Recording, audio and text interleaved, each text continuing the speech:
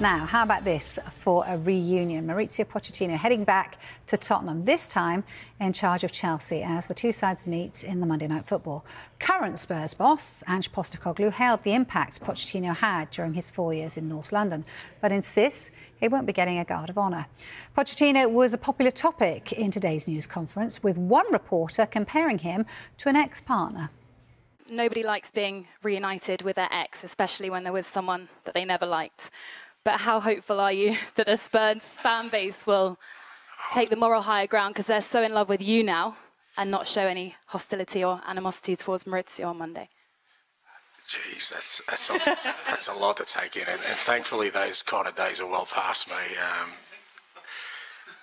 I think your reference is to Mauricio, yeah? All right, so I'll try and get to that. Look, it's undoubted that he had an unbelievable impact on this football club. You know, as all of us, I guess, in our roles, that's our ultimate goal and ambition, is that, you know, whatever kind of doors we go through, that we make an impact. And he's had an undeniable impact on this football club.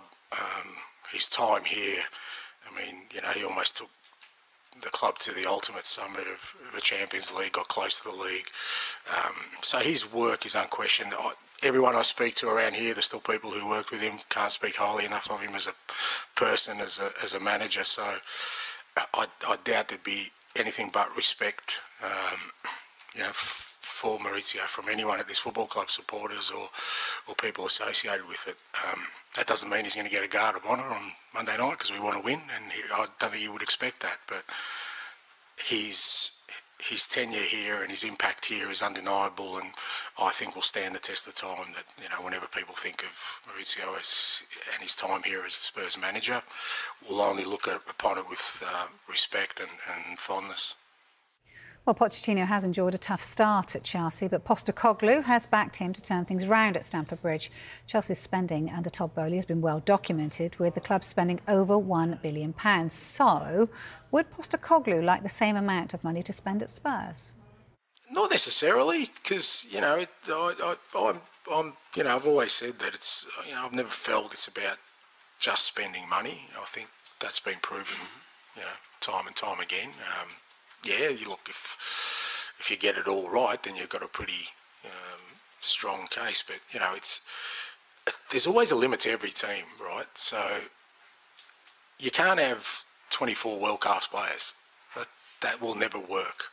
It doesn't work. It's been proven. It's about having a squad that's balanced, guys that are committed to a cause, guys who maybe, you know, aren't going to play every game, but every time they play are going to make a huge impact for you because they buy into what you're trying to build. So others may look at it and say, you know, that's a real difficult one. There'd be managers saying, I wish I had $1 billion to spend and waste, you know, because there's always, you know, what people sometimes see as an advantage is not necessarily the case. What others see as a disadvantage is not always the case. And it's, you know, that's the challenge for all us managers.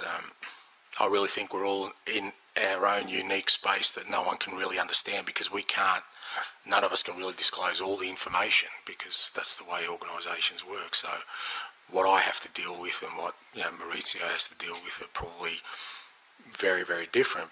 But in essence, what we're trying to do is the same thing, is build a team that hopefully, you know, we believe can bring success. You know, you look at, you know, Mauricio's track record, and I've got no doubt that he'll get Chelsea on the right path. I've got no doubt about that. But, you know, how he goes about that, he knows better than anyone else.